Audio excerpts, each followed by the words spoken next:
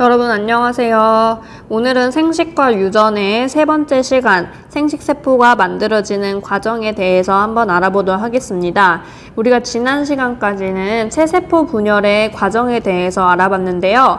우리가 세포 분열은 총 두 가지의 세포 분열이 존재한다라고 이야기를 했습니다. 첫 번째는 우리 몸을 구성하고 있는 세포, 즉 체세포가 분열되는 과정인 체세포 분열이고요. 그리고 두 번째가 오늘 배우게 될 생식세포 분열입니다. 이 생식세포 분열은 우리 다른 말로 감수분열이라고 이야기를 하는데요. 오늘은 이 과정에 대해서 한번 알아보도록 하겠습니다. 학습 목표입니다. 생식세포 형성 과정의 특징을 염색체 행동으로 설명할 수 있다. 그래서 생식세포가 분열되는 그 과정에 대해서 한번 알아보도록 하겠습니다. 자, 먼저 우리 생식이 뭔지 한번 보도록 하겠습니다. 자, 생식은요, 생물이 살아있는 동안 자신과 닮은 자손을 만드는 것을 생식이라고 이야기를 합니다. 여러분들 교과서 168쪽에 밑줄 치시기 바랍니다. 그래서 인간 같은 경우에는요, 우리가 자식을 낳게 되죠. 엄마랑 아빠 만나서 자식을 낳잖아요. 자, 그러한 자식을 낳는 과정에서 관여하는 세포, 뭐가 있느냐? 정자와 난자가 대표적인 생식세포가 되겠습니다. 자, 그래서 여기에다가 생식세포라고 쓰면 되겠죠. 정자와 난자 같이 생식 과정에서 자손에게 유전물질을 전달하는 세포를 우리가 생식세포다라고 얘기합니다. 여기서 말한 유전물질 뭐죠? 그쵸, DNA를 의미한다라고 얘기했습니다. 자, 그렇다면 생식세포는 어떤 과정을 거쳐서 만들어질까요? 자, 이 친구가 지금 난자래요. 굉장히 뭔가 세포덩이 하나 이렇게 크게 있는 것을 볼 수 있는데요. 이러한 세포가 어떻게 만들어지는지 한번 보도록 하겠습니다. 자, 우리 생식세포가 만들어지는 과정을요, 뭐라고 이야기를 한다? 감수분열이라고 이야기를 할 겁니다. 그래서 생식세포는요, 감수분열을 통해서 이루어진다라고 알고 계시고요. 이 과정에서 세포분열이 몇 번 일어나느냐? 2번 일어납니다. 2번. 그래서 우리가 이거를 감수 제1분열과 그 다음에 2분열 이렇게 두 가지로 나눠서 여러분들이 과정을 암기하시면 되겠습니다. 그래서 이 감수분열 같은 경우에는 체세포분열보다 내용이 조금 더 많고 어떻게 보면 복잡하다고 느끼실 수가 있어요. 한번 선생님이랑 찬찬히 보도록 하겠습니다. 자, 감수 1분열 전에는요, DNA가 복제됩니다. 자, 그러나 감수 1분열이 끝나면 복제 없이 바로 2분열이 일어나는데요. 이 과정을 간단하게 정리를 해보면, 자, 여러분들 우리 체세포 분열도 보시면 간기가 있었고요. 그리고 분열기가 있다라고 이야기를 했습니다. 그리고 이 분열기가 지나면 다시 분열을 준비하는 간기가 있고요. 분열기 이렇게 존재한다라고 이야기를 했죠. 자, 이 간기랑 분열기, 요 분열기에는 다시 뭐가 있어요? 전기, 중기, 후기, 말기 이렇게 나뉘고요. 그 말기가 지나면 다시 간기가 찾아온다. 이렇게 이야기를 했었습니다. 자, 그런데 감수분열에서는요, 요 간기는 그대로 있고요. 이 분열기가 다시 1분열과 2분열로 나눠진다는 얘기예요. 그래서 간기 있고요. 요 분열기 안에 1분열 일어나고요. 그리고 나서 바로 2분열이 시작이 되는 거예요. 그리고 얘가 다 끝나야 이제 또 나중에 간기가 오는 거겠죠. 자, 그런데 우리가 정자랑 난자 같은 경우에는요, 일단은 이렇게 한번 만들어진 세포가 다시 또 쪼개지는 일은 없습니다. 그래서 우리가 요 과정까지만 알고 계시면 되겠습니다. 생식세포 분열에서는. 자, 그래서 여기 보면 1분열 전에 준비하는 시간, 간기가 있어요. 자, 그런데 2분열 전에는 준비하는 시간이 따로 없습니다. 그래서 여기 바로 이어진다. 요 내용이 바로 요거를 의미하는 겁니다. 자, 그럼 다음 슬라이드 보도록 하겠습니다. 자, 먼저 감수 1분열부터 보도록 할 건데요. 여러분들 교과서 168쪽의 내용이고요. 요 감수분열 과정은 정말 중요해요. 그래서 별표를 거의 1000억 개를 치셔도 무방합니다. 그렇다면 감수 1분열 한번 알아보도록 하겠습니다. 먼저 뭐가 결합하냐면 상동염색체라는 친구가 결합을 합니다. 상동 염색체가 서로 결합을 했다가 분리돼서 두 개의 딸세포에 각각 들어간다라고 되어 있는데요. 딸세포가 뭔지는 여러분들 알고 계시죠? 처음 분열하기 전 세포를 우리 모세포다라고 얘기를 하고요. 그 다음에 분열 결과로 만들어지게 되는 세포가 이제 딸세포다. 여기 있는 친구들이다 라고 이야기를 했었습니다. 자, 그렇다면 요 분열전 한번 보도록 하겠습니다. 분열전이 바로 이제 간기가 되겠죠. 이때는 분열을 준비하는 단계예요. 그래서 DNA가 뭐가 된다? 복제가 됩니다. DNA 복제. 유전 물질의 복제가 일어나서 DNA 양이 2배로 늘어난다라고 되고요. 그 다음에 교과서에는 없지만 세포의 크기가 어떻게 돼요? 커집니다. 자, 그리고 이때는 어떤 형태로 존재한다? 염색사의 형태로 존재를 합니다. 그래서 지난 시간에 여러분들이 공부를 열심히 했으면 아시겠지만 간기는요, 우리가 감수분열이건 체세포분열이건 똑같은 특징을 가지고 있다라는 얘기입니다. 유전물질 2배로 늘어나고요, 염색사의 형태로 존재하고요, 세포의 크기가 분열할 만큼 커진다. 이게 바로 간기의 대표적인 특징이다. 이렇게 보시면 되겠습니다. 자, 그 다음에 이제 전기로 본격적으로 들어갈 건데요. 자, 이 전기로 되면서 가장 대표적인 특징 뭐예요? 염색사가 뭉쳐져서 뭐가 된다? 염색체가 됩니다. 그래서 우리가 체세포 분열에서도 전기에서의 가장 큰 특징이 뭐냐? 염색체가 관찰이 되는 게 바로 전기의 특징이었어요. 그쵸? 자, 여기서 똑같아요. 자, 염색체는 이미 만들어졌어요. 그런데 여기 결합한 상동 염색체라는 표현이 나옵니다. 자, 일단 선생님이 그림을 한번 그려보면 이 친구들이 이제 뭉치면 어떻게 될까요? 우리 체세포 분열에서는 이렇게 생겼어요. 큰 친구랑 작은 친구 있고요. 여기도 큰 친구랑 작은 친구 이렇게 그냥 존재하고 있었을 거예요. 그쵸? 자, 그런데 지금 이게 염색사가 염색체로 뭉친 단계예요. 그런데 여기에서 모양과 크기가 같은 요 두 친구 있죠? 요 파란 친구랑 빨간 친구. 자, 우리가 요 두 개를요, 상동 염색체라고 이야기를 합니다. 상동이 뭐냐? 모양이 같다란 뜻이에요. 자, 모양이 같은 염색체를 상동 염색체라고 해요. 자, 그러면 그림을 봤을 때 큰 거 빨간색, 큰 거 파란색, 모양이 똑같죠? 그래서 얘네 둘이가 상동 염색체다라는 얘기입니다. 그러면 얘네 둘도 크기는 줄어들었지만 모양은 둘이 똑같으니까 상동 염색체가 되는 거예요. 자, 그런데 이 상동 염색체가 체세포 분열에서는요, 그냥 이렇게 존재하고 끝이었어요. 자, 그런데 우리 감수 분열에서는요, 얘네가 서로 붙는다는 얘기입니다. 상동 염색체끼리 붙어요. 그래서 이런 형태로 모여있게 된다는 얘기입니다. 여기서 가장 큰 특징이 뭐다? 상동 염색체가 결합한다라는 게 가장 큰 특징이 되겠습니다. 그래서 우리가 옛날에는요, 요 상동 염색체가 모인 것을 뭐라고 이야기를 했냐면 이가 염색체라고 이야기를 했습니다. 여러분들이 문제집을 풀다 보면 이런 표현이 나올 수도 있을 것 같아요. 자, 이가 염색체라고도 했는데요. 지금은 교과서에서 이렇게 이야기하지 않고요. 그냥 결합한 상동 염색체라고 이야기를 합니다. 자, 그래서 전기는요, 우리 체세포 분열이랑 굉장히 비슷한데요. 핵막 사라지고요. 여기 교과서에 나오지 않지만 스파이더맨, 방추사 나타나고요. 그리고 그런 특징들이 있지만, 염색체가 이제 등장한 특징이 있지만 문제는 여기에 하나 더해서 그렇게 만들어진 상동 염색체들이 또 결합을 한다. 그게 바로 전기에서 일어나는 특징이다라는 얘기입니다. 그래서 전기 굉장히 중요하다는 거 감이 오시죠? 자, 그 다음 중기는 똑같아요. 결합한 상동 염색체가 세포 가운데에 배열이 되고요. 이렇게 배열된 염색체한테 뭐가 뻗어나가고 있어요? 그쵸? 방추사가 뻗어나가는 것을 볼 수가 있었습니다. 자, 그럼 방추사 뻗어나가서 어떻게 해요? 얘네를 쪼개겠죠? 찢을 거예요. 자, 그래서 지금 찢었어요.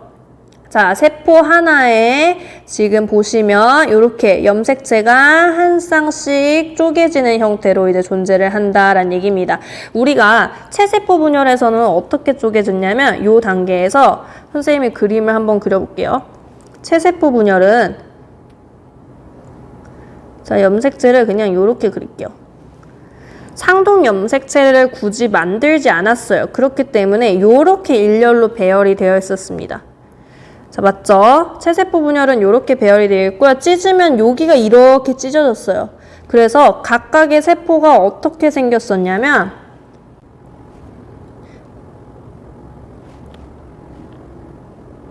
이렇게 생겼다는 얘기예요. 자, 여기가 이렇게 쪼개지는 겁니다. 그래서 이러한 염색 분체의 형태로 쪼개졌었는데요. 지금 감수 분열에서는요, 상동 염색체가 먼저 결합을 한 덕분에 쪼개지는 과정에서 이렇게 쪼개졌지만 어떻게 온전한 염색체 형태로 두 개의 염색 분체 가닥이 붙어 있는 염색체 형태로 쪼개지게 된다라는 얘기입니다. 자, 그 다음에 말기 단계에서는요, 이제 핵막 나타나고 세포질이 나누어진다, 이런 특징들이 있습니다. 그래서 두 개의 딸 세포가 생기고요. 여기서 보시면 이제 각각의 염색체만 존재하는 것을 볼 수가 있게 되는 거죠. 자, 여기까지가 감수 제1분열이 되겠습니다. 그래서 분열 전, 간기는 완전 별개고요. 간기에서는 이제 분열을 준비하는 거고, 요 단계까지가 감수 1분열이라고 생각하시면 되겠습니다. 자, 이번엔 감수 2분열입니다. 자, 뭐가 분리되느냐? 아까 여기서 보시면 요 염색체죠, 염색체. 얘를 이제 반으로 또 쪼개는 과정이 필요할 거예요. 자, 그러면 염색체가 쪼개지는 거니까 어떻게 되는 거예요? 각각의 염색 분체가 분리가 되는 거죠. 염색 분체가 분리되어 4개의 딸세포에 각각 들어갑니다. 그래서 아까 만들어졌던 딸세포가 이번엔 또 뭐가 된다? 이 단계에서 이제 모세포가 되는 겁니다. 자, 그러면 또 다시 이제 전기예요. 간기 없다고 이야기했어요. 전기. 각 세포에 2개의 염색 분체로 이루어진 염색체가 있고 핵막이 사라집니다. 똑같아요. 여기서도 또 이제 방추사 나왔습니다. 끌어당기는 친구들. 자, 중기. 가운데에 배열되고요. 가운데 배열되면 어떻게 잘리겠어요? 요렇게 잘리게 되겠죠. 이제 각각의 염색 분체로 분리가 된다는 얘기입니다. 그래서 잘라서 이제 쪼개니까 어때요? 이렇게 하나의 딸세포 안에 각각의 염색 분체가 들어가는 것을 볼 수가 있고요. 자, 마지막으로 말기 보시면요. 하나의 이 딸세포. 물론 4개는 다 똑같아요. 이 하나의 딸세포를 보면 염색 분체가 하나하나씩 들어있는 것을 볼 수가 있다라는 얘기입니다. 자, 그래서 감수 2분열은요, 감수 1분열에서 나타난 결과를 바탕으로 그냥 똑같은 과정이 한 번 더 일어나는 거예요. 그런데 그 결과로 어떻게 된다? 여기 안에 들어있는 친구들이 맨 처음 들어있던 친구들이랑 달라진다는 게 특징이 있습니다. 자, 그림을 한번 다시 볼게요. 자, 그림을 다시 한번 보도록 하겠습니다. 우리가 모세포가 이렇게 되어 있는데요. 지금 얘는 염색사의 형태로 존재를 하고 있다라고 이야기를 했어요. 그쵸? 자, 그러면 DNA가 복제되기 전을 그림으로 그리면 어떻게 될까요? 감수 분열이 일어나기 전. 얘가 뭉치면 어떻게 될까요? 얘를 그냥 뭉쳐서 선생님이 그림을 그려볼게요. 뭉치면 요렇게 되는 거예요, 여러분들. 염색 분체 하나, 큰 거, 염색 분체 작은 거 하나.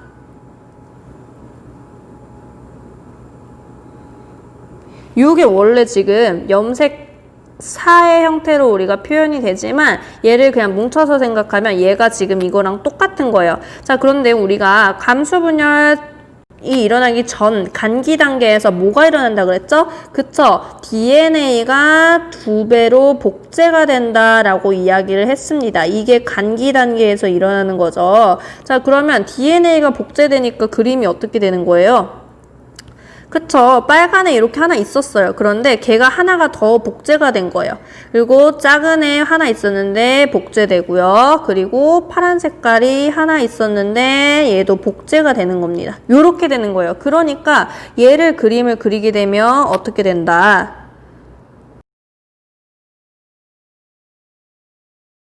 그래서 우리가 전기 단계에서 이제 간기 단계에서 유전물질 2배가 일어났다는 그림이 이렇게 교과서에 나와 있는데요. 그게 이제 꼬여서 이런 식으로 형태가 되는 겁니다. 즉 이 실 가닥 하나가 염색 분체 하나를 의미한다. 이렇게 생각하시면 돼요. 자, 그랬더니 우리가 감수 제2분열까지 다 끝나고 난 결과가 어떻게 되죠?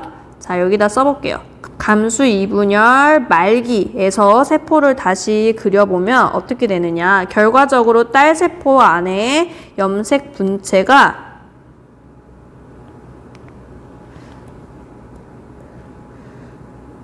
이렇게 생긴단 말입니다.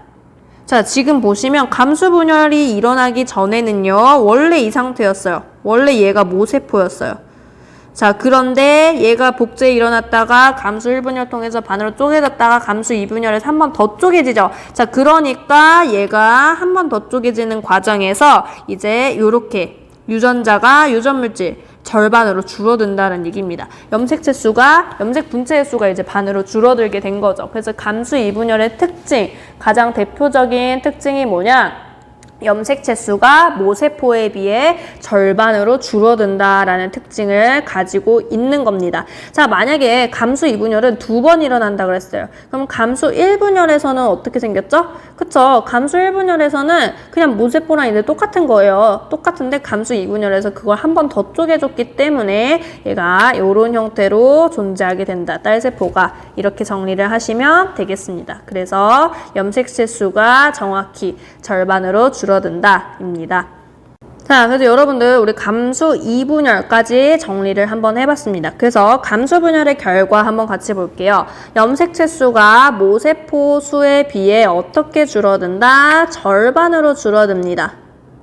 그래서 생식세포가 만들어진다 했고요. 자, 왜 그러느냐? 사람의 염색체 수는 정해져 있다 그랬습니다. 몇 개라고요? 46개예요. 자, 그러면 얘가 절반으로 줄어들었어요. 그러면 생식세포 하나에는 몇 개가 들어있을까요? 23개가 들어있겠죠? 자, 그런데 우리가 인간의 경우를 생각해보면 아이가 만들어지기 위해서는 반드시 정자와 난자가 결합을 해야 되는 거예요. 자, 그런데 이 생식세포 안에 여러분들 만약에 정자에 염색체가 46개 들어있고 난자의 염색체가 46개 들어있어요. 자, 그럼 얘네 둘이 결합하면 몇 개가 돼요? 92개가 됩니다. 자, 사람은 염색체 수가 무조건 46개여야 돼요. 그래서 이런 일이 절대로 일어나면 안 되겠죠. 자, 그렇기 때문에 우리 인간은 어떤 방식을 선택하느냐? 얘를 절반으로 줄인 거예요. 23개, 23개.